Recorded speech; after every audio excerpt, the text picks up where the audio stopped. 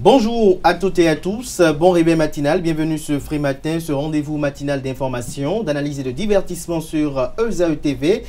Pour inviter ce mardi matin, chers amis internautes, je reçois pour vous Agapit Napoléon Mafourican, qui est consultant média communication, analyste chroniqueur politique, administrateur de médias. Il sera face à Paul-Marie Wessou, théoricien de la gouvernance d'État, analyste politique. Ensemble, on va poursuivre les échanges d'hier entre Paul-Marie Wessou et David Biokou, ceci en lien aux critiques contre la candidature de Romuald Ouaddahi et les appels à sa démission au poste de ministre de l'économie et des finances.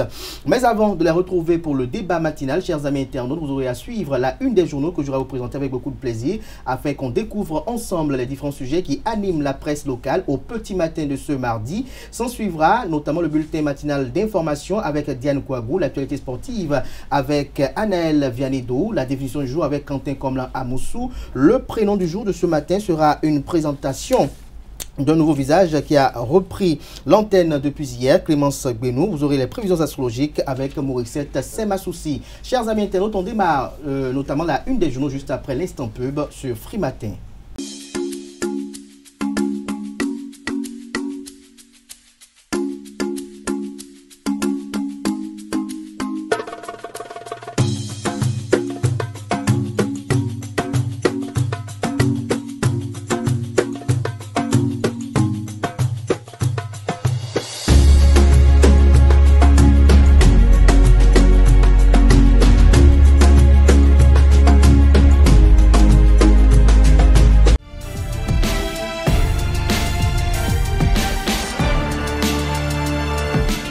Bonjour à nouveau, chers amis internautes. Nous démarrons cette une des journaux comme il est de tradition sur ESAE TV par le quotidien Maison.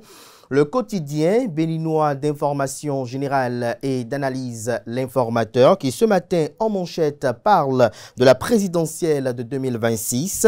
Dépôt des dossiers dans 3 semaines. Le CANA écrit que conformément au code électoral et au chronogramme de la Commission électorale nationale autonome Sénat, le dépôt des dossiers des candidats à l'élection présidentielle s'effectuera du 10 au 14 octobre prochain, soit dans environ 3 semaines. Un délai relativement court qui oblige les partis de l'opposition à s'activer pour sortir leurs candidats. L'article à retrouver à la page 3. En deuxième de titre à la une, Kalalé, les 5 otages libérés et déjà en famille.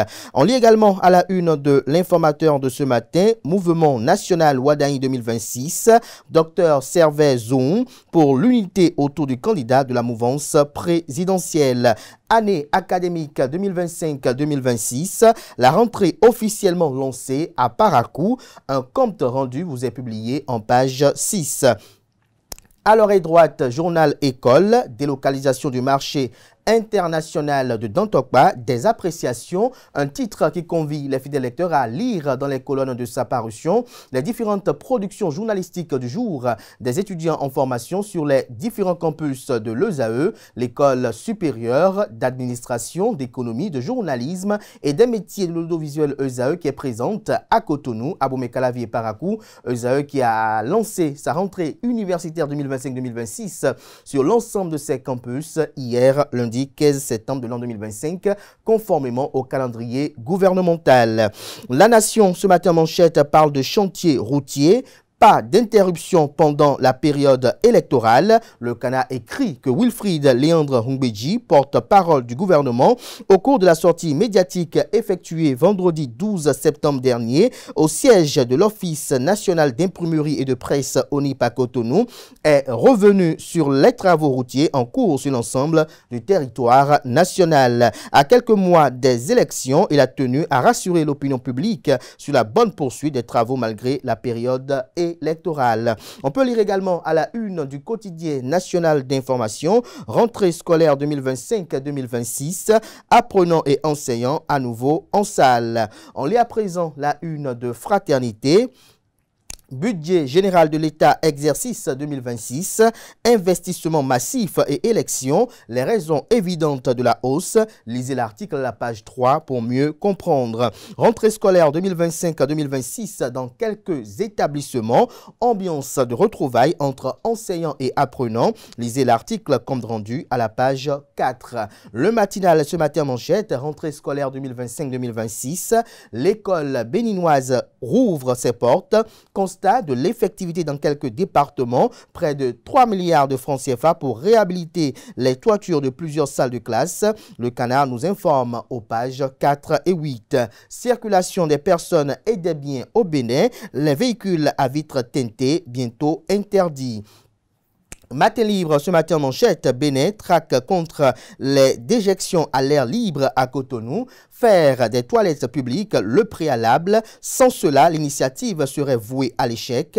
Un titre qui convie les uns et les autres à lire des détails à la page 3 de la proposition. On peut lire également à la une de Matin libre de ce matin, retard dans le choix de son candidat à la présidentielle quand l'opposition apprend de ses erreurs. Le Béninois libéré nous libère ce matin en manchette, passer l'étape de la désignation des partis politiques, les 3 handicaps à l'élection de Romuald Wadaï et ses grands atouts. En illustration, on a la photo du candidat de la mouvance présidentielle, Romuald Wadaï, entouré de celle de Abdoulaye Biotchane, président du parti politique Bloc républicain.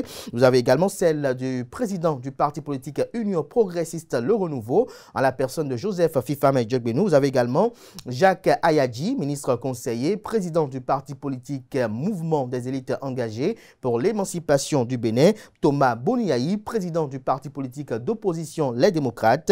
Lisez des détails sur l'article du journal à la page 2 de sa livraison. Soutien à l'excellence au CEP et au BPC, un nouveau coup de pouce de talon pour les familles modestes.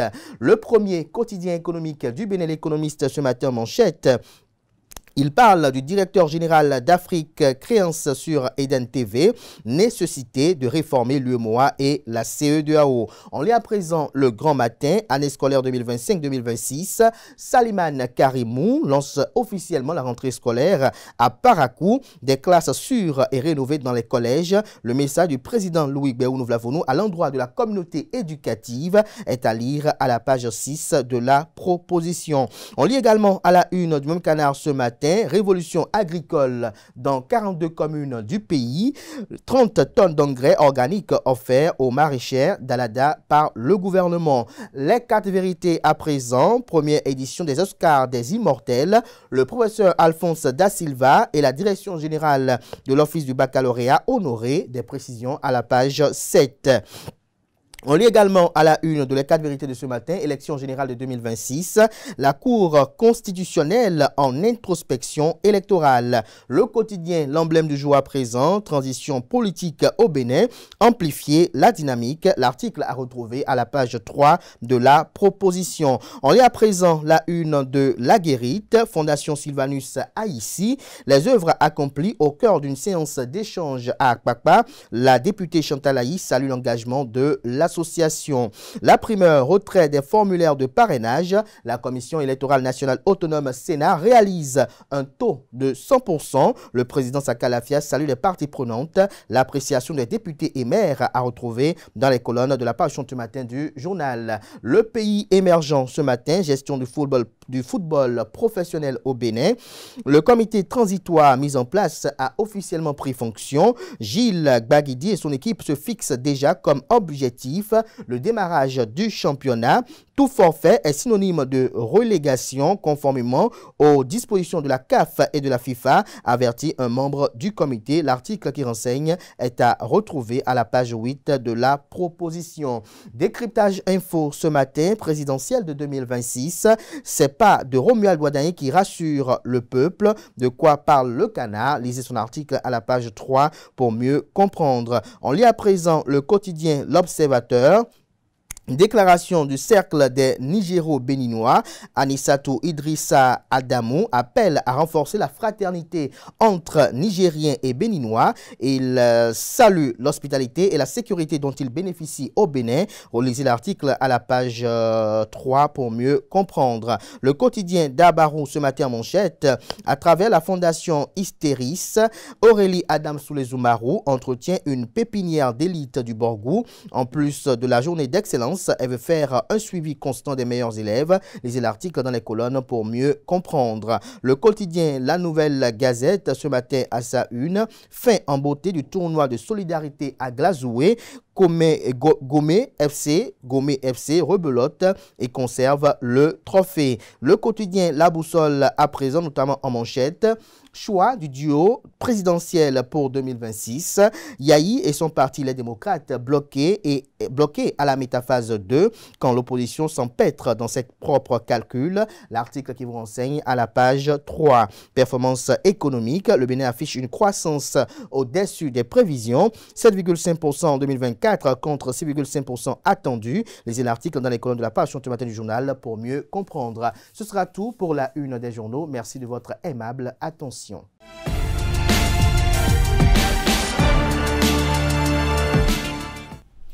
Le bulletin matinal d'information avec Diane Kouabou, bonjour. Bonjour Abdel. Merci d'être là ce matin. Aneldo, bonjour. Bonjour. Merci également d'être là pour l'actualité sportive. On démarre ce bulletin matinal d'information avec le démarrage de la rentrée scolaire 2025-2026 sur l'ensemble du territoire national. C'est la grande reprise des classes sur toute l'étendue du territoire national. Au siège Sainte-Rita à Cotonou, toutes les parties sont présentes pour le démarrage effectif des activités pédagogiques. Romaric Djesougo Benou et Clémence Benou pour le constat. Après plusieurs semaines de vacances, élèves et enseignants ont repris le chemin des classes ce lundi 15 septembre 2025. Je suis venue inscrire mon enfant. Il a son entrée en 6e et je suis venue l'inscrire à Sainte-Rita.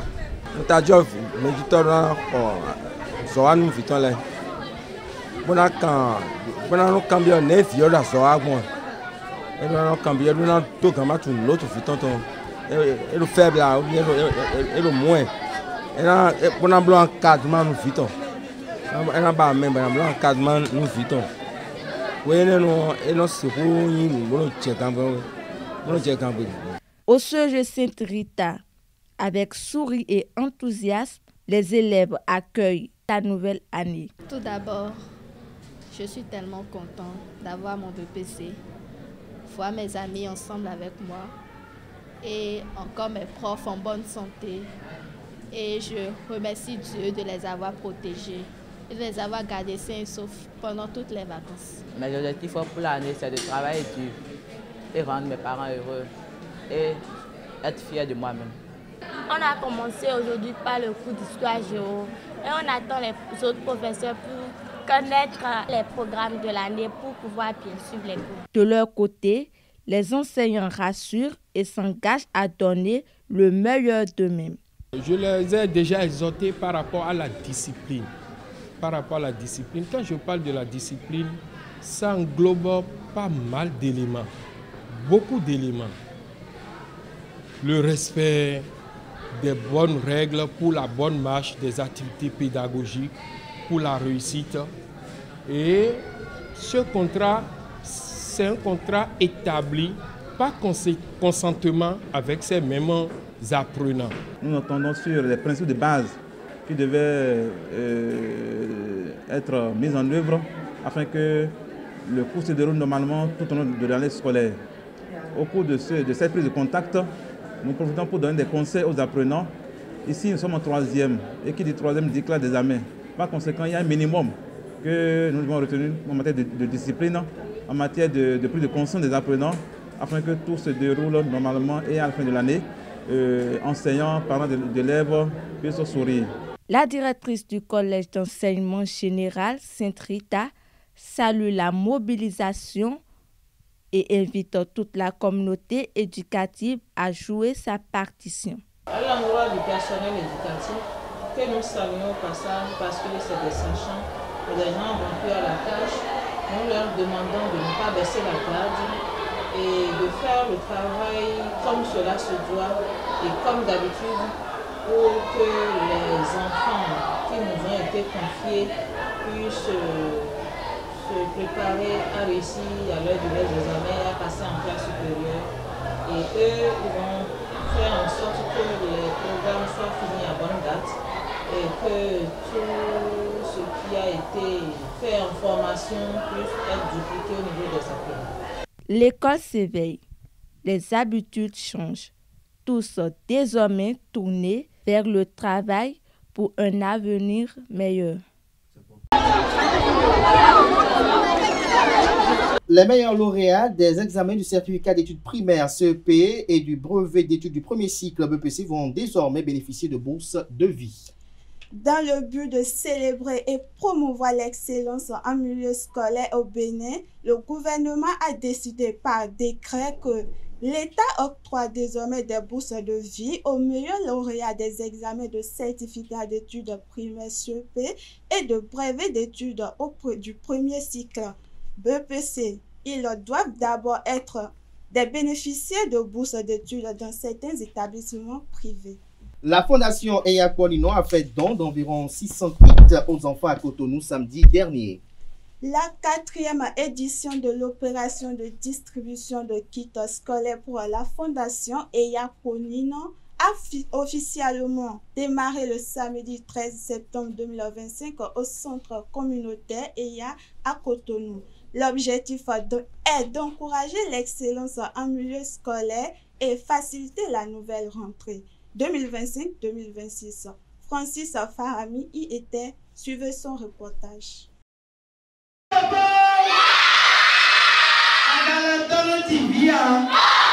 Encourager l'excellence en milieu scolaire et améliorer les conditions de vie des enfants en situation de vulnérabilité. C'est le leitmotiv de Lionel Talon, président de la fondation Eya Kwanino depuis 2022. La 4e édition de l'opération de distribution de kits scolaires et de divers dons a été officiellement lancée le samedi 13 septembre au centre communautaire Eya à Cotonou.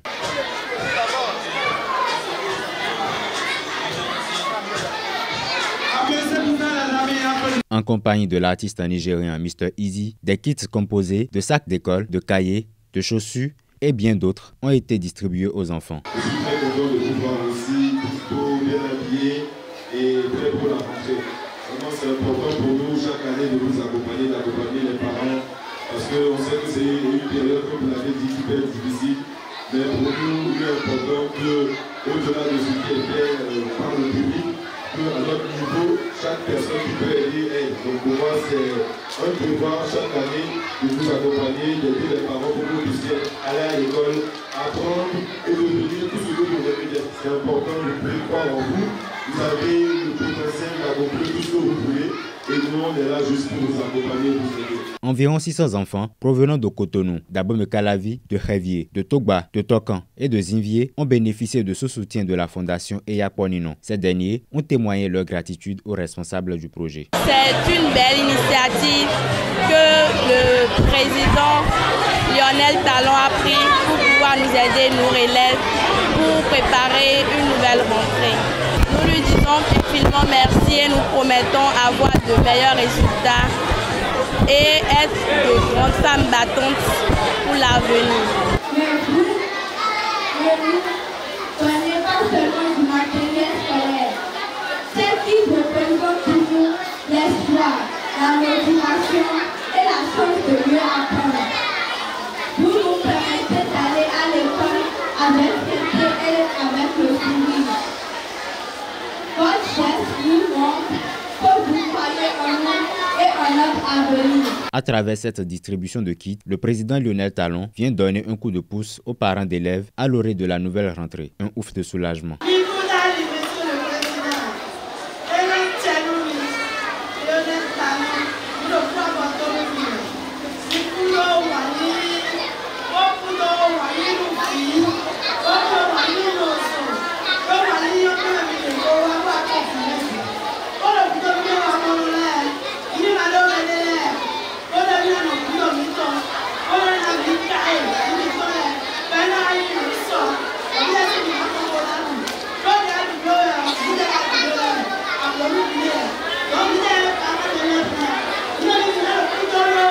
La coordination du projet se dit satisfait du bon démarrage de la campagne. Je ne peux que rendre grâce à Dieu. Je ne sais pas s'il y a même mesure la joie qu'il a créée dans les cœurs des parents. Nous sommes à la veille de la rentrée. Et à la veille de la rentrée, lorsqu'on distribue des kits constitués de kakis, de fournitures scolaires, et même on est allé loin en leur donnant encore des chaussures. Vous imaginez, on ne peut que dire merci à IA et demander au Seigneur de le combler davantage. La cérémonie de ce samedi marque le coup d'envoi d'une tournée qui mènera les équipes de la Fondation Eya Poninon dans plusieurs écoles du Bénin. À présent, on s'intéresse à quelques analyses de Distel Amoussou sur la candidature de Romuald Ouadani et les enjeux qui y concourent. Le Bénin s'apprête à vivre pour la première fois depuis 1990 des élections générales regroupées.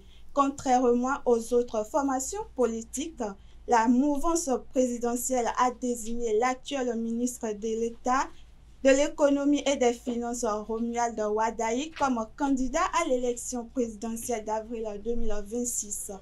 Reçu par Abdelkader Achirou et Billy Laibi dans l'émission politique L'invité des AS TV ce dimanche 14 septembre 2025, Distel Amoussou, consultant en médias et communication, s'est prononcé sur les enjeux et défis de cette désignation tout en prodiguant des conseils aux partis politiques. Alors, je dirais particulièrement à tous les collègues de la mouvance de nous éloigner des polémiques inutiles, de ne pas nous attaquer entre nous. Oui, nous pouvons avoir des choses à nous dire, mais à l'interne, que des militants BN n'attaquent pas les militants UP Le Renouveau, que les militants UP Renouveau n'attaquent pas les militants Moël et que les militants RN n'attaquent pas les militants Bloc républicain. Oui, je suis conscient d'un fait. En janvier, chaque parti ira défendre ses couleurs pour avoir le plus grand nombre possible de conseillers communaux et de députés. Oui, c'est vrai, cela pourrait donner lieu dans certaines circonscriptions à des accrochages. Mais faisons en sorte que à la sortie de ces élections municipales et communales, nous ne puissions pas garder des séquelles qui vont impacter négativement l'élection de notre candidat commun. C'est à cela que je voudrais appeler les uns et les autres. Je vous remercie. Côté opposant des conseils aux partis politiques, c'était à l'instant Distel Amoussou qu'on vient de suivre. Et puis on s'intéresse à Sylvanus Aïssi qui a rencontré ses représentants locaux vendredi dernier.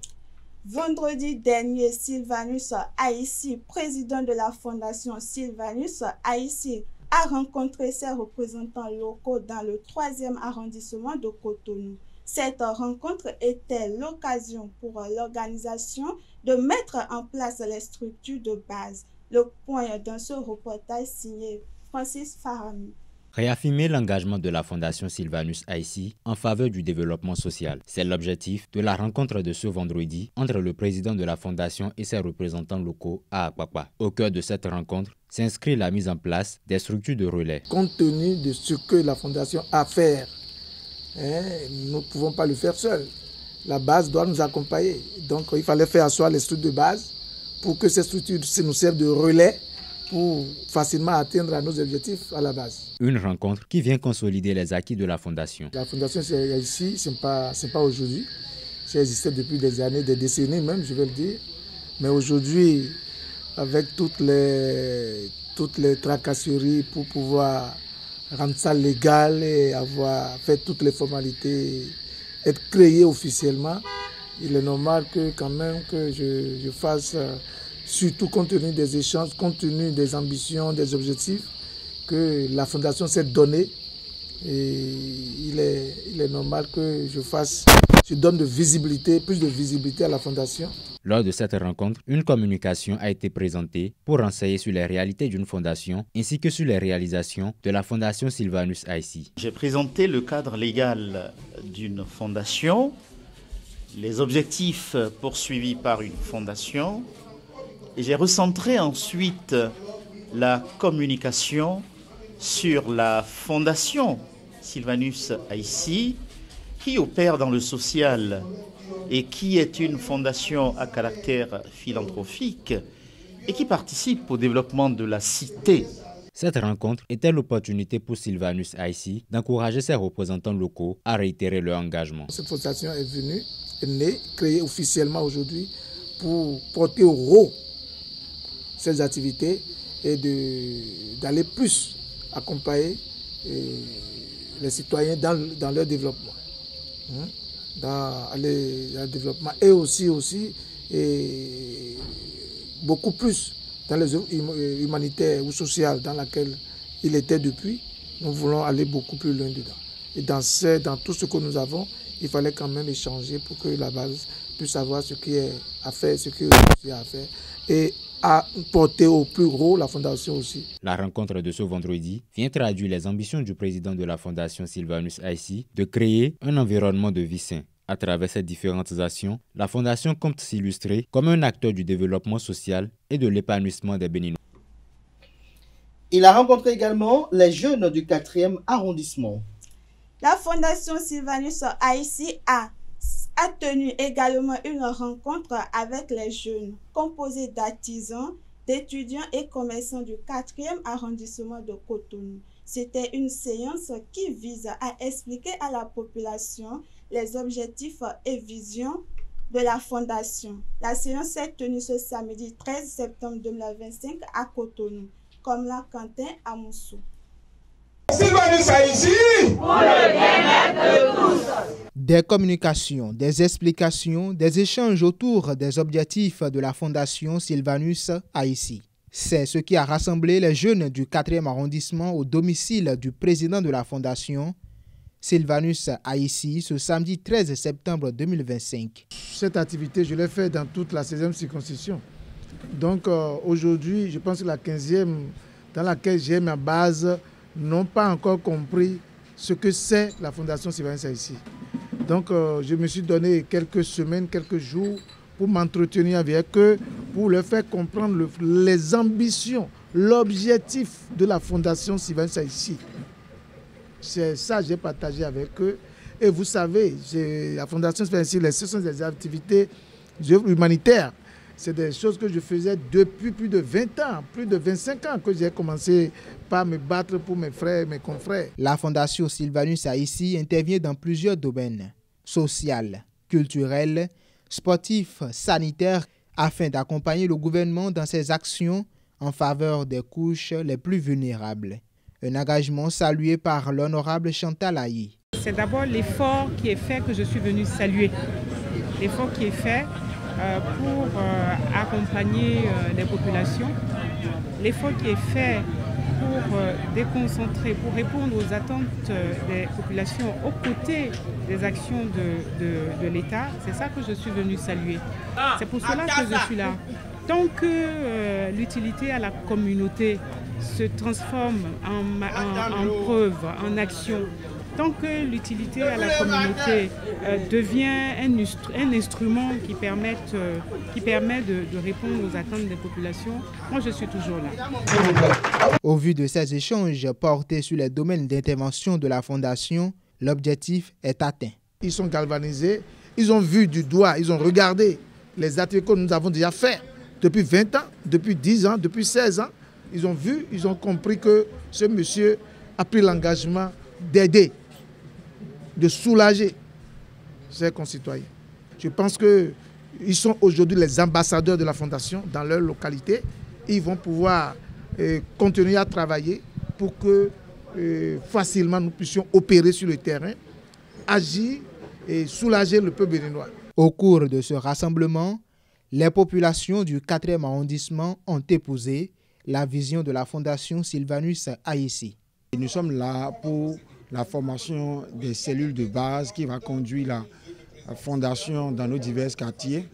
Et nous sommes fiers de soutenir un jeune qui a un événement, qui a un programme de grande envergure pour soutenir la jeunesse, surtout le social ainsi que culturel, sportif. Les bases sont désormais jetées dans le 4e arrondissement pour la bonne marche des activités de la Fondation Sylvanus Haïssi. Merci à vous, Diane Kouagou, pour cette présentation du bulletin matinal d'information. Chers amis internautes, à présent, pour boucler ce bulletin matinal d'information, on va suivre Imelda Bada qui se prononce depuis Paris sur une assise d'envergure, notamment au pays, en France, pour être plus précis. Vous savez, notre départ du Bénin n'enlève pas notre appartenance à ce beau pays qui reste nôtre, même si nous avons la plupart acquis d'autres nationalités supplémentaires ou pas. Et aujourd'hui, c'est important pour nous, filles et fils du Bénin à l'extérieur, de contribuer au développement de notre pays. Avec tout ce que nous voyons aujourd'hui se faire, eh bien, nous ne voulons plus être du reste. Nous voulons contribuer, nous voulons sentir le Bénin avec nous et être également avec le Bénin. Donc, la mise en place officielle de ce premier maillon du maillage international du Parti Moël Bénin qui va commencer en France le samedi 27 septembre 2025 à la salle Nicole Varast, eh bien, ce sera un signal fort que nous allons lancer à travers le monde. Un signal comme quoi, oui, les choses ont évolué, oui, les choses ont changé et nous ne sommes plus loin de notre pays et l'écho de notre voix est entendu chez nous et que nous ne sommes plus à l'ère du Thomas c'est à quoi, non c'est à quoi, Tomé. Non, aujourd'hui, quand nous parlons en France, le Bénin entend. Quand nous parlons en Chine, le Bénin entend. Quand nous parlons à New York, le Bénin entend. Quand nous parlons au Togo, au Gabon, partout où nous sommes en tant que filles et fils du Bénin, ben le Bénin entend et le Bénin agit. Donc j'invite tous mes frères et sœurs qui sont en France à nous rejoindre le samedi 27 septembre 2025 à la salle Nicole Varast au 250 rue Malbec à Bordeaux pour pouvoir être pionniers de ce renouveau que nous allons enclencher de manière légale pour pouvoir montrer que oui, nous sommes des enfants du Bénin à part entière. Nous ne sommes pas des demi-enfants ou des quarts d'enfants, mais nous sommes à 100% béninois. Et que nous sommes prêts à pouvoir contribuer raisonnablement et convenablement au développement de notre pays. Soyez nombreux et pour des questions, n'hésitez pas, écrivez-nous au 06 05 75 70 15 ou par mail à diasporamoelbenin@gmail.com. Merci à vous, chers amis internautes, pour l'attention. On retrouve Anaël Vianedo pour l'actualité sportive. Anaël, bonjour à nouveau. À nouveau, bonjour. Le Bénin tombe contre la Lituanie à la Coupe Davis. Effectivement, opposé à une équipe solide lituanienne lors du tour du World Group 2 de la Coupe Davis, l'équipe béninoise de tennis a livré 4 rencontres courageuses. Ceci malgré des adversaires classés au ranking ATP. Si la victoire n'était pas au rendez-vous, cette campagne représente un palier important pour la progression du tennis béninois à l'international. Les Guépards sont tombés après 4 matchs très courageux, comme je le disais. Une deuxième actualité, allez-y. Deuxième actualité, la ville de Porto-Novo a accueilli la journée du dimanche, dans la journée du dimanche 14 septembre 2025, les travaux de l'Assemblée générale élective de la Fédération béninoise de basketball. Après plusieurs points à l'ordre du jour, les travaux se sont achevés avec la réélection du président Dr Ismaël Onifade à la tête du comité exécutif de la Fédération béninoise de basketball, avec 82 oui contre 5 non et 9 abstentions. Le verdict du poste de président de la Fédération béninoise de basketball pour les 4 prochaines années a été tranché. La nouvelle mandature est plus que jamais engagée pour la pérennisation et la dynamisation du basketball béninois. Et puis le championnat national qui est reporté pour conclure. À l'ordre du jour de la séance extraordinaire tenue le vendredi 12 septembre dernier à Lokossa, en marge de la visite du chantier du futur centre technique du football féminin dans la même ville, le comité exécutif de la Fédération béninoise de football avait effectivement 3 points essentiels, notamment la dissolution du conseil de gestion de la Ligue professionnelle de football, celle du comité ad hoc chargé de la préparation des tests régissant la dite ligue et enfin la création d'un comité transitoire de gestion du football professionnel. Cette nouvelle structure aura pour mission de conduire les affaires courantes et d'élaborer les tests fondateurs de la Ligue professionnelle. Conséquence directe, le démarrage du championnat national de football, la saison 2025-2026, est repoussé d'une semaine. La nouvelle date est donc fixée au samedi 27 septembre prochain afin de permettre au comité de transition de préparer notamment une transition harmonieuse. Le comité transitoire est composé de 7 responsables représentatifs du football béninois. Gilles Baguidi, président de Espoir Football Club, en assure la coordination, assisté de Ibouraïma Imourou de l'AS Cotonou, Joël Debali de Coton Football Club, Wilfrido Aïbatin de Loto Popo et Laurent Nyonsounon d'Abeille Football Club occupent les postes de rapporteurs, tandis que Wahab Chabi de l'ASPAC est nommé trésorier. Un représentant de la Sobemap va compléter ce bureau pour conduire la période de transition. Merci à vous, Anel Vianedo, pour cette présentation de l'actualité sportive. Merci également à Diane Kouabou pour sa présentation du bulletin matinal d'information. À présent, on passe aux rubriques suivantes de Free Matin.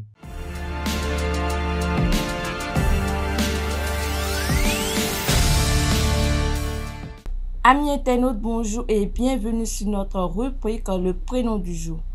Aujourd'hui, nous allons découvrir le prénom Sandrine. Le prénom Sandrine vient du grec Alessine qui signifie protéger et Annette qui signifie homme par l'intermédiaire du prénom Alessandrine. Il signifie donc celle qui protège les hommes. Sandrine est un prénom qui reflète la protection, la bienveillance et la force intérieure. Les Sandrines sont généralement perçues comme des femmes généreuses, sensibles et loyales. Elles savent écouter et apporter du réconfort, mais elles possèdent une grande détermination et une certaine force de caractère quand il s'agit de défendre leurs proches ou leurs convictions. Le bleu, symbole de sérénité, de confiance et de vérité, correspond parfaitement à leur tempérament apaisant et protecteur. Le prénom Sandrine est souvent rapproché du signe Vierge, un signe connu pour son sens du détail et sa loyauté d'aider les autres. Voilà, c'est tout pour le prénom de ce jour. Rendez-vous demain pour découvrir un nouveau prénom.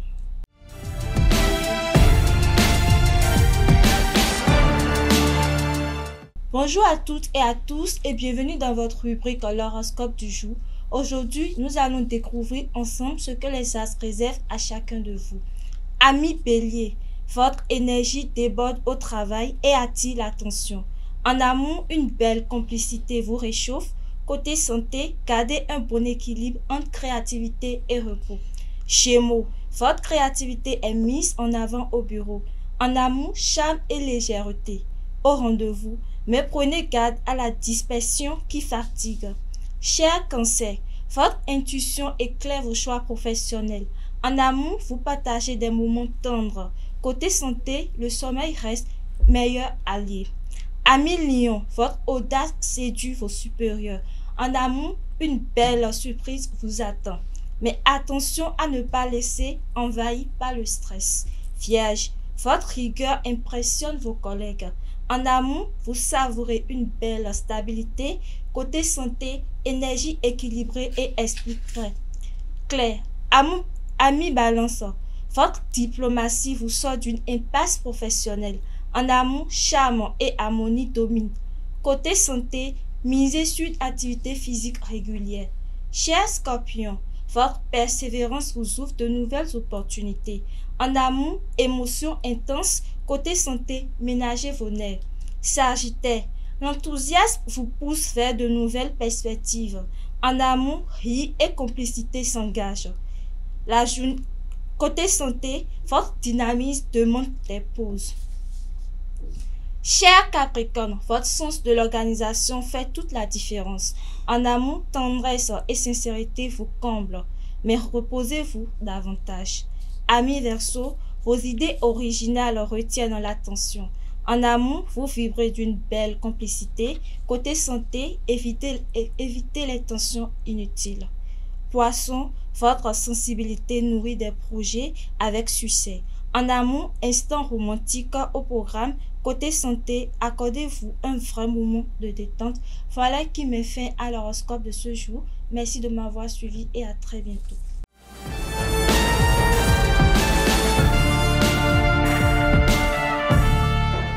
Le débat matinal de ce jour sur Free Matin, nous poursuivons les échanges d'hier, notamment en lien au sujet des critiques contre la candidature de Romuald Wardani à l'élection présidentielle de 2026, notamment aussi les commentaires en lien à l'obtention du quitus fiscal. Paul Maïroussou, bonjour. Bonjour.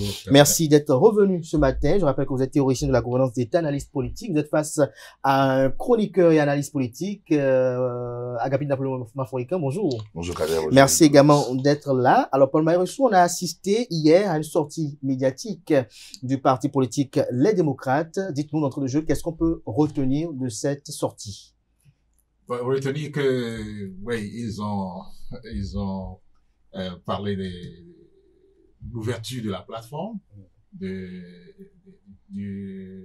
la mise en route du processus. Mais qu'ils ont mis en garde contre un certain nombre de pratiques, en plus de ce que ils demandent que le ministre d'État, Romuald Wardani, démissionne pour permettre au processus de se dérouler normalement. Ils ont rappelé, n'est-ce pas, l'expérience passée où les gens ont payé les impôts totalement, mais n'ont pas pu recevoir leurs quitus fiscaux à temps. Voilà. En substance. En substance. Par rapport aux gens qui ont payé les impôts, est-ce qu'il y a eu des noms qui ont été cités? Non. Non, pas de noms voilà. précis. Pas de noms précis. Est-ce qu'ils n'auraient pas pu étayer leur argumentaire par des noms pour véritablement... Bon, je ne sais pas si c'est nécessaire d'y aller avec des noms. Ça va commencer à personnaliser le débat. Mais rappelez-vous que cette affaire est allée à la Cour constitutionnelle. Et que le directeur général des impôts a été invité à s'expliquer et que, bon, les explications données n'ont convaincu, enfin, n'ont pas convaincu des gens comme moi, pour ne pas dire personne. Voilà. Donc, c'est de ça qu'il s'agit. Je crois, comme on l'avait dit hier, il est important que le processus fonctionne de façon équitable, voilà, on va dire ce mot simple, de façon équitable pour tous les acteurs, surtout en matière de compétition, de concurrence, pour une position donnée. Il faudrait que, c'est ce que nous avons déploré, vous vous rappelez, dans notre pays, sous le régime du président Yahya Boni, déplorer que les concours étaient frauduleux, parce que le processus est biaisé à un niveau donné. Et donc, il faudrait que le processus électoral aussi ne soit pas biaisé pour qu'on ne parle pas d'élections frauduleuses. Agapit Napoléon Maforicain, dites-nous, est-ce que selon vous, l'opposition se retrouve dans la légitimité de réclamer la démission du ministre d'État Romuald Wardani pour qu'il n'y ait pas de sélectivité dans la délivrance des quitus fiscaux? Légitimité, c'est son droit. Donc, chacun sait où est sa légitimité. Donc, là, même pas vraiment le problème. Et si on doit rester dans le jeu politique et les rengaines des oppositions africaines, c'est la même chose. C'est-à-dire que on soupçonne, on dénonce ce qui n'a pas existé et on fait pire que ce qu'on a dénoncé. Ça, c'est depuis 35 ans, on vit ça. Des capiteux, des grands opposants, par-delà l'Afrique, j'ai pas envie de les citer. Mais est-ce que là, les soupçons sont fondés? Non, il n'y a pas de fondés. Il faut que vous ayez des exemples précis. Qui a démissionné parce qu'il a été candidat dans ce pays depuis 90? Voilà la première question. Aucun chef d'État. Oh, qui a plus d'outils que le chef d'État pour manipuler l'administration? Le ministre n'est que le mandat, n'est qu'un instrument au main du chef de l'État. Donc, on a vu Soglo candidat à sa propre succession. Kérékou candidat à sa propre succession. Yahi candidat à sa propre succession. Lui, il a même eu le chaos. Donc, Patrick Talon candidat à sa propre succession. Qui a démissionné? Donc, que dans le camp du président Yahi aujourd'hui, on démissionne. Le premier ministre, Lionel Zissou, candidat, qui a été le candidat de FCBE il y a 10 ans. n'a pas démissionné. Alors pourquoi on pense aujourd'hui que quelqu'un doit démissionner? Le problème de démission, je pense que ça c'est des procès d'intention.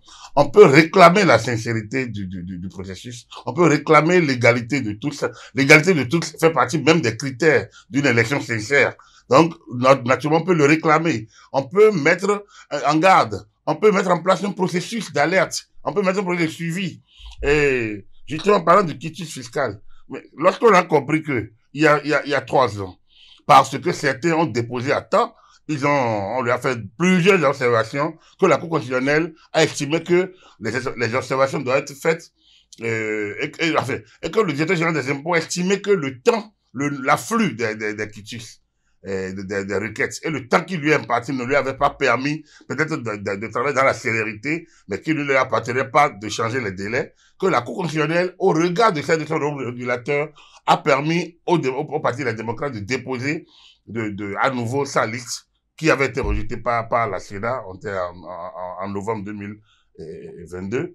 Ça veut dire que lorsqu'on a vécu ça, ça veut dire que les organes de l'État sont en mouvement, que les voies de recours fonctionnent, l'État bouge. Alors donc, quand on en arrive aujourd'hui à remettre les mêmes rengaines, je trouve quand même qu'il y a une sorte de fuite en avant. J'ai l'impression que l'opposition est perdue et ils perdent la boussole et ils essayent d'aller chercher le bouc émissaire quelque part. Mais là, je pense que ça va se rattraper. Et puis, de toutes les façons, les délais avancent et ils seront obligés d'y aller. Ils seront obligés d'y aller. Paul Maïrossou, il se susurre dans l'opinion également que la plupart des acteurs politiques attendent d'avoir quand même certaines confirmation de leur positionnement sur la liste avant d'engager ou d'actionner les leviers pour l'obtention de ce quitus fiscal.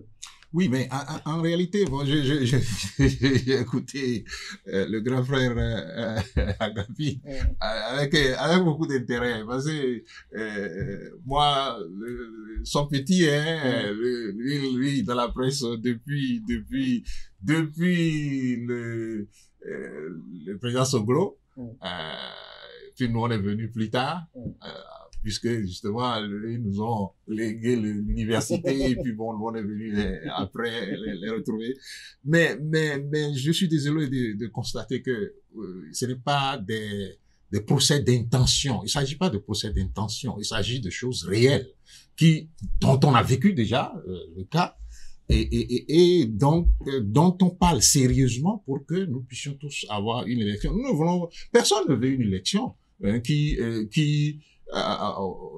soit à la fin biaisée et qui laisse encore des gens frustrés dans notre pays et qu'on utilise encore l'armée pour mater les gens. Personne ne veut d'une élection comme ça. Donc, si on ne veut pas de cette élection, de ce dont il s'agit, c'est plus sérieux que ce que je crois Agapit a dit, c'est-à-dire que sous Soglo, vous vous rappelez, il y avait la question de savoir s'il fallait que les institutions restent telles que c'est pour qu'on aille aux élections, que l'élection soit organisée par le ministère de l'Intérieur, continue d'être organisée par le ministère de l'Intérieur. Puis l'opposition s'est réunie un jour et puis a décidé, parce que le jeu du Parlement aidant, a décidé donc de créer ce qu'on appelait la Sénat. Faut pas oublier que Soglo a contesté la création de la Sénat sur la base d'un certain nombre d'arguments auprès de la Cour constitutionnelle. Les arguments ont été rejetés, la Sénat a été créée. Pourquoi la création de la Sénat? C'est pour sortir le ministère le processus électoral des mains de l'administration et permettre à ce que justement les présidents qu'il a cités, Soglo, Kérékou après, Yahi après, puis non, pas Talon, parce que le processus a changé avec Talon. Donc, Soglo, Yahi et Chola, qui sont les patrons de l'administration, ne soient pas en même temps arbitres et compétiteurs. Je vais vous expliquer un concept très très simple. Avec une caricature pardon? Avec une caricature, c'est ça? Non, un concept très simple. Voilà, on parle de théorie en économie. On parle de la défaillance des marchés en économie. La défaillance des marchés, c'est quoi? La défaillance des marchés, a comme facteurs un certain nombre de choses. Et dont le premier élément, c'est l'asymétrie de l'information. L'asymétrie de l'information, c'est que nous sommes tous dans le marché. Vous êtes dans le marché, je suis dans le marché. Je vais vendre ma voiture. Je sais que ma voiture a des problèmes. Et que si vous achetez ma voiture, vous allez encore dépenser. Vous ne savez rien de tout cela. Mais vous regardez une voiture belle que vous voulez acheter, et puis vous dites, ouais, ça c'est bon, mais moi, je mets le prix en tenant compte du fait que vous êtes enthousiasmé que par sa beauté. J'ai l'information que vous n'avez pas. C'est simplement ça. Et si vous amenez ce concept maintenant dans ce dont nous parlons, le ministre de l'Intérieur, le ministre d'État, Wadayi, est le ministre sous la tutelle duquel se trouve la Direction générale des impôts. Pour décider de la date d'ouverture de la plateforme, c'est lui qui donne son sceau pour dire, bon, ça y est, allez, ouvrez la plateforme maintenant. Pour décider de qu'est-ce qui est sur la plateforme, quelles sont les conditions, quels sont ceci, quel est cela, c'est lui qui donne les ordres. Et donc, vous voyez, lui, il a l'information, c'est-à-dire c'est lui qui produit même l'information. Et les autres, eux, doivent subir l'information. On a déploré, comme il l'a dit, on a déploré dans le temps le fait que il y ait le temps. C'est justement l'argument principal. La Direction générale des impôts dit on n'a pas eu suffisamment de temps. Mais ça n'a pas empêché qu'on a attendu jusqu'à maintenant. C'est-à-dire, on doit déposer les dossiers des élections présidentielles le 14 octobre. Et on a attendu jusqu'à maintenant, et c'est maintenant, quelques semaines, qu'on ouvre la plateforme. Ce qui veut dire quoi? Qu'on aura encore ce problème, une masse de personnes vont venir, et on aura encore ce problème on n'a pas eu suffisamment de temps, mais ceux, justement, qui, eux, ont l'administration en main, n'ont jamais ce problème. La preuve, c'est que c'est deux partis de la même obédience qui sont allés aux élections législatives en 2019 ici. Et nous avons vu un parlement totalement à la main. Et ce risque, on court encore ce risque. Déjà avec le code électoral. Mais en 2023, il y avait le quitus fiscal, pourtant les démocrates ont compétit. Non, mais je ne sais pas si vous avez compris ce que j'ai expliqué maintenant. La question de l'asymétrie d'information. C'est que on se sert du quitus fiscal pour éliminer des adversaires politiques. Vous savez, oui, pour faire de sorte que vous soyez tout le temps sous pression, sous tension, mais c'est nous les maîtres du jeu. Agapit Nabla Mafoïka, à l'instant, quand j'écoute les gens d'argument, vous savez, en football, on a fait venir la VAR. Est-ce que la rhétorique sur les fautes d'arbitrage ont cessé?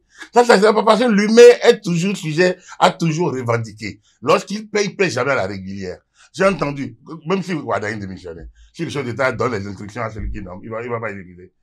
Le chef de l'État, chef du gouvernement, nomme ses ministres, fixe les attributions, met fin à leur fonction. Alors, un ministre des Finances, il est qui face au chef de l'État? C'est du beau, c'est comme ça, il faut pas qu'on dise ces gens, moi je les écoute, je dis, mais attends, faut pas qu'on dorme, faut qu'on reste debout et qu'on dorme. Hein? On ne peut pas me dire que, parce que la démission de Wadayi est soit déterminante. Le président de la République, en République du Bénin, est le patron de l'administration. Il a beau nommer la personne peut être peut-être, n'importe quoi. Il vient, c'est le chef de l'État. Quand il donne les instructions, ça va fonctionner. Donc, à cette affaire de Wadayi, c'est un faux débat qu'on dit qu'il faut l'élection. Depuis 90, on a mis la Sénat. Quelle élection la Sénat a organisé, il n'y a pas eu de problème.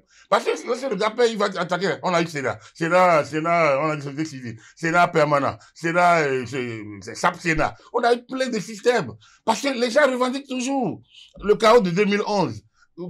Les gens ont revendiqué. Donc, il est dans quelles conditions on y est allé? On dit liste électorale, on dit non, il faut bloquer les listes permanentes et informatisées. On bloque d'abord. La Cour constitutionnelle dit on doit y aller avec la liste. On fait la liste, on reporte une fois, on reporte deux fois. Donc, quand on va faire la rhétorique, on va faire une sorte d'historique des élections de 90 à aujourd'hui. Je ne parle pas de 60. Parce qu'on est devenu les mêmes. De 60 à 71, à 70.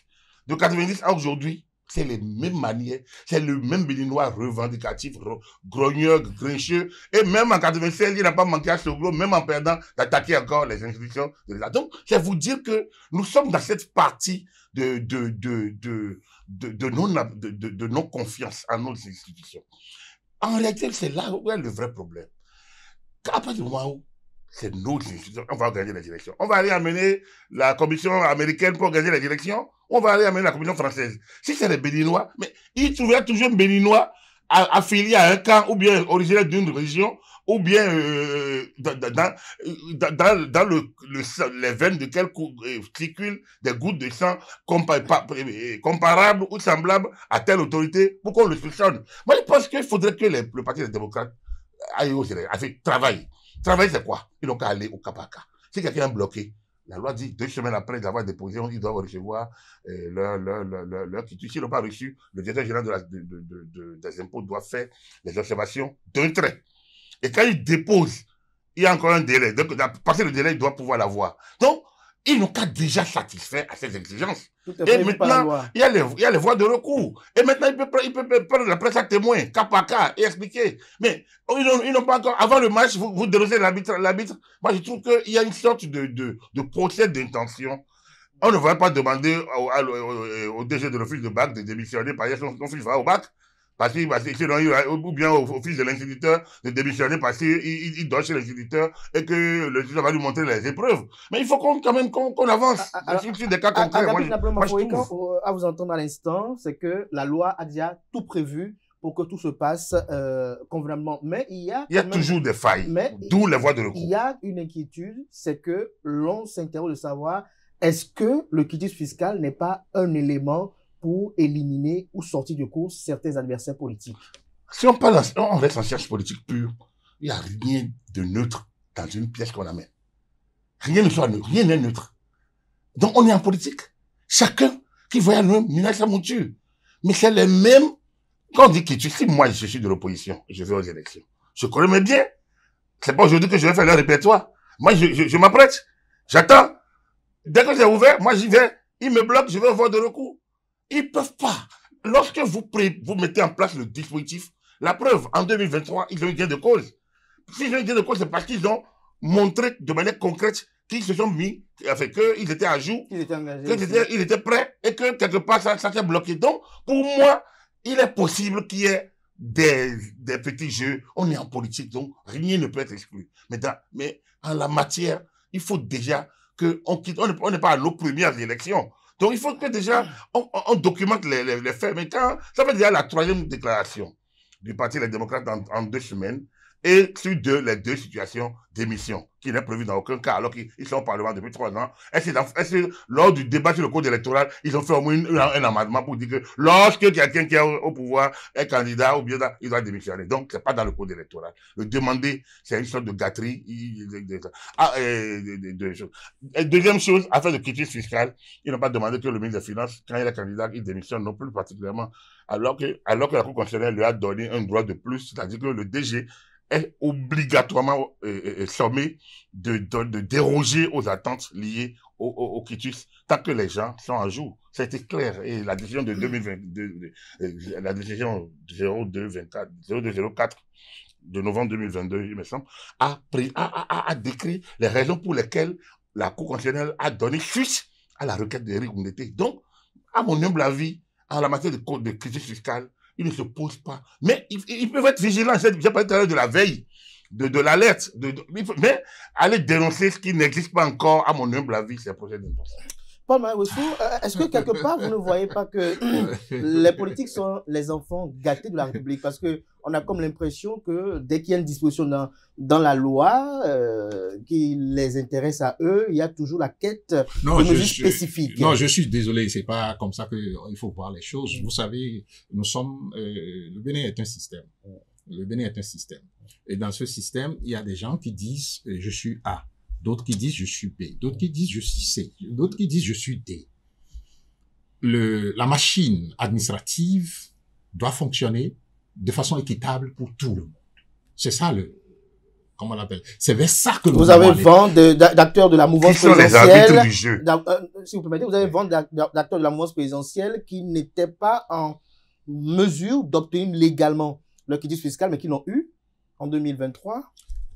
Bon, je veux continuer mon argumentaire. Oui. Bon, voilà. Donc, on parle d'équitabilité. Je dis que la machine administrative doit fonctionner de façon équitable pour tout le monde.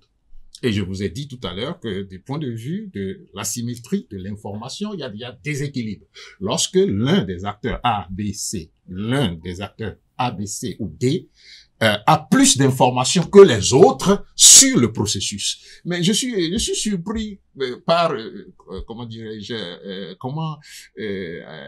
mon grand frère Agapit analyse les choses. Non, parce que, je suis d'accord que c'est son analyse. Mais là où ma surprise se trouve, il le sait bien. Non, du tout. Il faut y aller, c'est tout. Oui, il le sait bien que. Non, je sais pas. Que, le journaliste qu'il a été. Non, ici, on est un champ politique, Oui, bien sûr, champ politique, sans politique. C'est une analyse politique, c'est un journaliste politique. Il faut le préciser. C'est un journaliste politique. Et si vous voulez, il est aussi juriste. Mais allons-y. Alors, je suis surpris que ils disent que les gens se plaignent tout le temps et puis bon, donc tout le monde se plaint tout le temps et que les plaintes sont les mêmes. Les plaintes ne sont pas les mêmes. Et puis tout système qui est en place, lorsqu'on met un système en place et qu'on veut réformer ce système, on doit le réformer de sorte que le système qu'on a après la réforme soit meilleur au système qu'on a eu avant la réforme. Or, le système que nous avons aujourd'hui, grand frère Agapit, qui juge. Pardon. Allons-y, oui. Le système qu'on a aujourd'hui, le système qu'on a aujourd'hui, le système que nous avons aujourd'hui dépend totalement de l'administration publique. Et parce que ça dépend totalement de l'administration publique, il y a ceux qui ont l'administration publique en main ont de l'avantage sur les autres. Et donc, les plaintes ne sont plus les mêmes. Et donc, la plainte de Soglo n'est pas la même plainte que la plainte que les autres vont porter aujourd'hui. Ce n'est pas la même plainte que les gens portaient sous Kérékou. Ce n'est pas la même plainte. À chaque temps, c'est plainte. Non. À chaque temps, c'est plainte. Oui, c'est plainte. Mais nos réformes du système devraient se faire de sorte que comment on l'appelle, on améliore de sorte que les plaintes d'hier soient moins graves que les plaintes d'aujourd'hui. Mais ce qu'on a aujourd'hui, les plaintes d'aujourd'hui sont plus graves que les plaintes d'hier. C'est ça le problème. Qui juge? Alors, Paul Marais, vous avez dit tout à l'heure, grand frère a dit tout à l'heure que c'est votre analyse. Donc, c'est notre analyse. Alors, à vous deux, la même question. Paul Marais, pour vous, c'est quoi le quitus fiscal? Qu'est-ce qu'on dit qu'il est exigé aux candidats le quitus fiscal? Quelle est l'obligation qu'ils ont? C'est de payer les impôts. C'est-à-dire, si vous voulez, comment dirais-je, diriger les institutions ou bien exercer une responsabilité publique, vous devez être en règle vis-à-vis de l'État. Vis-à-vis de l'État. Moi, d'abord, attendez, mais c'est l'État qui collecte les impôts. Un instant. Avant que vous le dites dans les paroles. Oui, toujours sur le Parce que moi, je ne suis pas contre ce principe.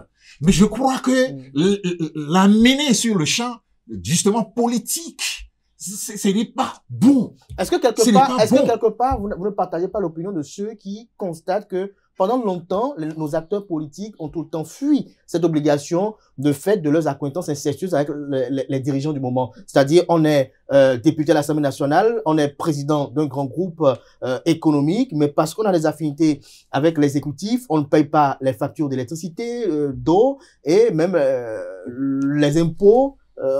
On sait comment ça se passe. Oui, Kader, je voudrais dire ceci. Est-ce que vous ne pensez pas qu'il Nous sommes tous d'accord que le Bénin a des problèmes. Mais pour résoudre les problèmes, il ne faut pas en créer d'autres. C'est ça la question. C'est-à-dire que amener la question du fisc dans le champ électoral, c'est créer d'autres problèmes.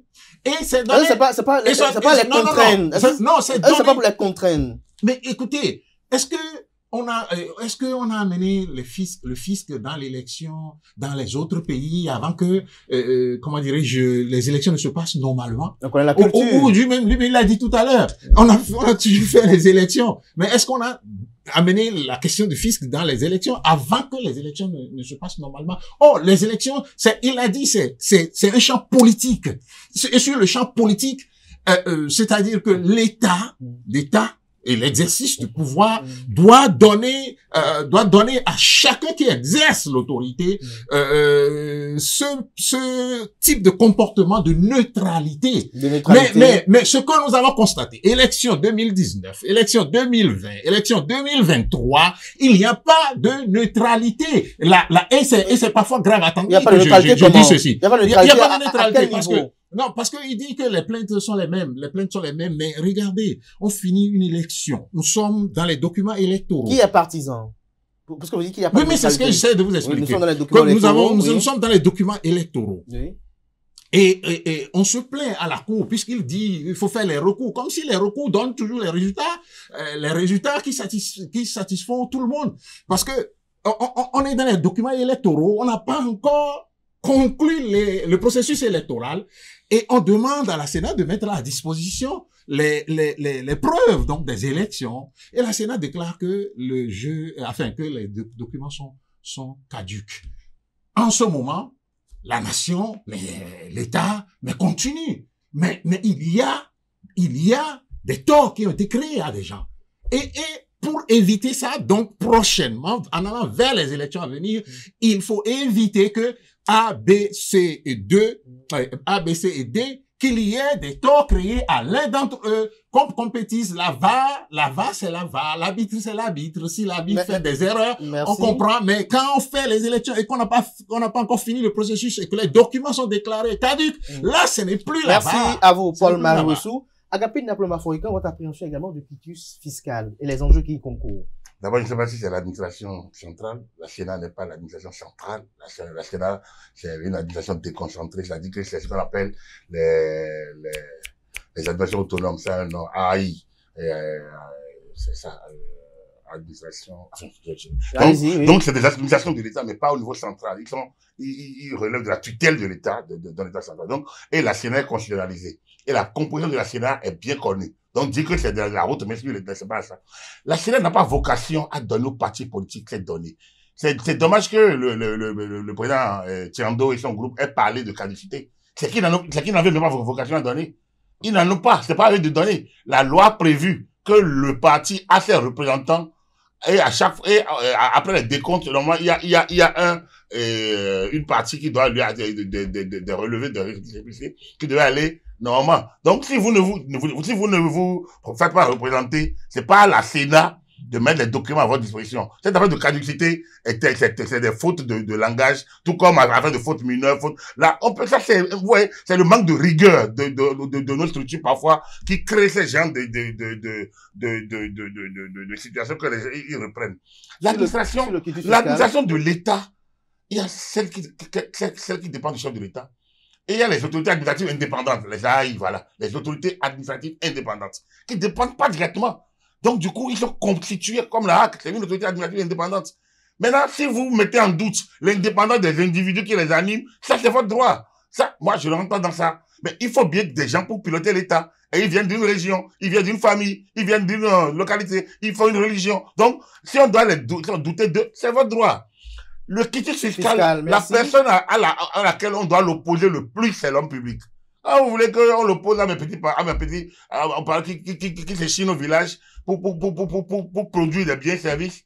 Et l'homme politique gâteux dans des grands agora et fait de la rhétorique, de la bonne gouvernance et ne veut pas payer. Il faut qu'il paye. C'est l'homme politique qui, on doit l'amener dans le champ politique. C'est l'État. Notre budget est essentiellement fiscal. Oui. Il faudrait que l'homme public paye ses impôts. Comme je le dis, il peut y avoir des failles. Puis c'est les hommes qui décident. Et les hommes peuvent décider en se trompant ou en se trompant volontairement. Donc, en prenant parti. Ça, moi, je ne dis pas que ce soit impossible. Mais c'est le même Bénin. Il se fait que le parti des démocrates, là où je suis perdu, moi, un peu, c'est Boniaï. J'ai gagné proprement. Mais à ce moment-là, l'opposition revendiquait. Mais il a dit, et nous avons soutenu parce que c'est l'État. Lorsque l'État, si on ne peut pas avoir confiance à nos institutions, on n'a pas confiance à la justice, on n'a pas confiance à l'administration, on n'a pas confiance aux politiques, on a confiance finalement en quoi? Mais on sera à la loi du talion, elle pourrait être dans. Non, on doit, même s'il se trompe, On doit faire confiance. Donc moi, je ne dis pas que, absolument, même si se trompe, là où ça se fait, c'est au Parlement. Là où, voilà 3 ans que le Parti des démocrates vient de... Je ne sais pas s'ils ont fait une proposition de loi dans le sens de corriger. Ils sont partis pour libérer les détenus politiques, pour faire revenir les exilés, et pour faire quoi? Restaurer la démocratie. C'est de la théorie. De manière pratique, ils sont restés là où les lois ont été votées. Il n'y a pas une seule proposition pour dire, par rapport à tel dysfonctionnement, nous proposons, par rapport au fisc, par exemple, ils auraient pu. Puisqu'ils ont été repêchés grâce au fait. Pourquoi ils n'ont pas fait une seule proposition? Voilà, moi, donc on laisse ça là, on laisse l'agora où ça se décide, et on appelle la presse, on instrumentalise les médias, parce qu'on sait qu'aujourd'hui, avec les réseaux sociaux, on peut lancer la bombe dans les populations. Ils ont eu des initiatives qui n'ont pas été fécondes. Lesquelles? Amnesty. Et qui l'ont donné quoi pour avoir quoi? L'Assemblée nationale, c'est un haut lieu politique. Et donc, il faut donner pour avoir. Il faut avoir une stratégie. Oui, en politique. Il faut donner pour avoir. Vous voyez les négociations pour le gouvernement en France? Vous voyez dans quel on négocie toujours. La politique, c'est pas l'angélisme. On n'est pas dans l'ONG, on n'est pas dans les ONG. On est dans la gouvernance de l'État. Et la gouvernance de l'État, c'est un jeu de positionnement de la pensée, d'une vision. C'est quand vous voulez atteindre un objectif, vous vous donnez d'abord, première chose, une vision. C'est au regard de la vision que vous pilotez la suite. La vision, c'est ça qui est transformé lors des élections. Quand vous les élisez, vous gardez, vous, c'est ça qui permet qu'on a choisi la vision de telle personne. Ils sont tous des hommes et d'une stratégie pour atteindre cette vision. C'est normal que d'autres ne soient pas d'accord. C'est pour ça que les élections sont le mandat est remis en jeu à période régulière. Le Parlement, c'est le lieu où se font les accords et les partenariats pour que ta vision soit traduite en loi. Donc, dès que c'est traduit en loi, ça s'impose à tout le monde. On peut ne pas être d'accord. On a le temps de le remettre en cause. C'est ça la gouvernance de l'État. Donc, dès que c'est voté, toute loi votée et promulguée, publiée devient loi de l'État, on l'applique. Et pour le moment, il ne me semble pas que depuis la décennie Yahi et Talon, qu'il y ait des lois appliquées qui n'aient pas été régulièrement votées, promulguées et publiées. Donc, en bon démocrate, on doit d'abord disons, accepter et maintenant continuer la lutte. Mais comme on est homme politique, on trouve que on peut se soustraire à la rigueur de la loi et comme des petits enfants gâtés. Alors, Paul Maïressou, qu'est-ce que vous proposez? Non, mais écoutez, face à ce que dénoncent les démocrates, qu'est-ce que vous proposez? Vous voulez qu'on sorte le quitus fiscal? Non, mais écoutez, les démocrates sont réduits. Qu'est-ce qu'il faut faire, selon vous? Les démocrates sont réduits à la dénonciation aujourd'hui. Et pas autre chose. Et je m'étonne du discours démocrate. Ah, tu toujours. Aujourd'hui, c'est sincèrement. Parce que, d'abord, il faut qu'on revienne à la base. N'oubliez pas la question. Politique, oui, qu'est-ce que les démocrates doivent... Qu'est-ce qu'il doit être fait pour quand même garantir l'équité que vous appelez? Mais la garantie, justement, il a parlé des AIS. En tant que le terme équité est discutable. Le quitus fiscal, c'est ça? Pardon? C'est qu'il faut sortir le quitus fiscal. Non, mais faire que le jeu soit... que tous les acteurs soient à équidistance du centre du jeu. Oui, mais comment? C'est de ça qu'il s'agit. Oui, mais comment? Dans la faisabilité? Oui, bien. Mais comment? C'est ce que nous demandons. C'est déjà ce que nous demandons. D'abord, écoutez, parce qu'il a parlé des lois. Il a parlé d'un certain nombre de choses. Est-ce que quelqu'un a... Et d'ailleurs, la politique telle qu'il l'a décrite, mais écoutez, si on fait la politique comme ça, on est reparti à l'état nature, c'est-à-dire la sauvagerie. Donc, vous êtes plus fort que moi, vous imposez votre loi, c'est ça. Et puis vous faites. C'est quoi le Parlement dans la théorie de la Non, mais justement, là, maintenant, ça nous ramène maintenant à la théorie, donc, à la théorie de notre État. C'est quoi le Parlement? Notre État Non, le Parlement en manière générale. Non, mais oui, il faut d'abord commencer de l'État, commencer à partir de l'État. Parce que... dit notre État, donc je voulais, moi, je vais rester théorique, je vais rester général. Oui, parce que comment on l'appelle, l'État, c'est les institutions et leur positionnement. OK? Et notre État conçu par la Constitution de 1991 n'est pas conçu comme un État, où, un groupe prend tout, et puis s'en va, n'écoute personne et impose, comme dans la comme dans la jungle. C'est pas une question de rapport de force. Oui, comme dans la jungle. Ce n'est pas de ça que notre État, enfin notre Constitution a parlé. Notre Constitution a parlé des pouvoirs et des contre-pouvoirs. Donc un arsenal étatique dans un arrangement à l'horizontale. pas à la verticale. Or, nous sommes dans un arrangement à la verticale en ce moment. Ah bon? Oui, bien sûr. Qu'est-ce qui a changé déjà dans cette constitution?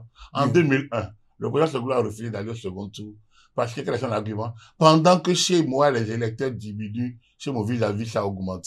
C'est ce qu'il a dénoncé en 2001. Il a refusé d'aller. Non, je vous mets dans un dispositif. Oui. On est en 2001. Oui. Le Parlement, la structure du Parlement a changé entre 90 et aujourd'hui. La structure, dans la pratique, dans la pratique politique. Oui, mais la pratique politique, c'est la pratique. Mais dans la Constitution et dans le fonctionnement. Non, la structure, la pratique politique. On est presque à la fin. Oui, mais c'est ce que je dis souvent, vous amenez le grand frère, vous savez, ils sont les arguments, il faut pouvoir contredire les arguments. Non, c'est que le temps s'en va, vous me mettez la pression pour que je contredise pas ces arguments. Non, mais c'est en gros, notre État, l'arrangement institutionnel de notre État est à l'horizontale. Et moi, je viens de finir un article là-dessus, je vais le lui envoyer, il va le lire. Je veux bien l'avoir, oui. Et qu'il me contredise sur le contenu de cet article. Oui. Mais la pratique politique, vous voyez, sous Soglo, malgré les jérémiades entre griffes, on va le dire comme ça, hein, du temps de Soglo, les institutions sont restées donc à l'horizontale, où chaque institution respectait l'autre dans ses prises de décision, dans son fonctionnement,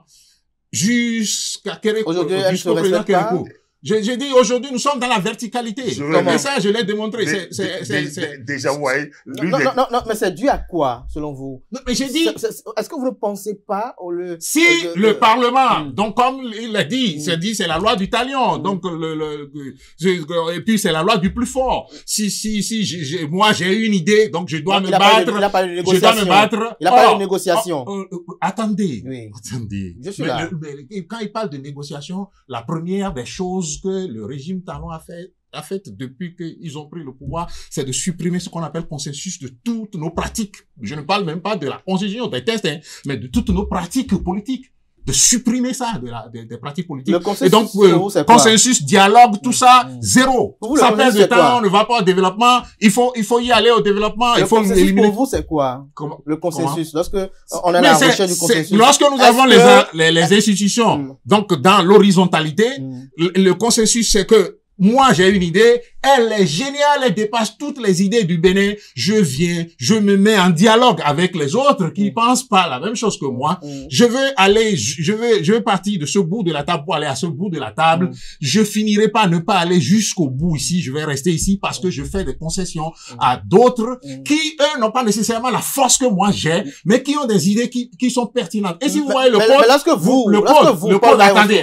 Non, c'est la même question du oui, consensus. mais que je finisse, c'est que vous non, c'est la même question de poursuivre. Oui. Lorsque vous, par exemple, vous êtes convaincu que l'idée que vous avez est une idée bonne et que vous avez notamment une grande majorité qui adhère à votre initiative, que faites-vous de la minorité qui ne veut pas vous écouter et qui vous fait des réclamations purement d'ordre politique qui n'ont pas de lien avec votre initiative? Bon, je ne crois pas que nous en sommes là, parce qu'il a dit tout à l'heure que...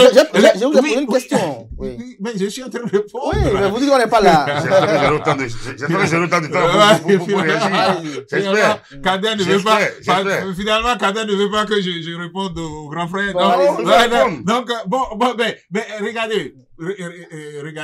Il l'a dit tout à l'heure, ce que vous avez dit là, que les démocrates ont dit, il faut libérer les prisonniers, c'est tout ce qu'ils ont fait. Mais alors que ils ont fait des propositions pour corriger le code, les papiers qu'on doit donner en amont, il a dit on n'était pas représenté, les démocrates n'étaient pas représentés pour prendre les papiers dans les comment on appelle les bureaux de vote.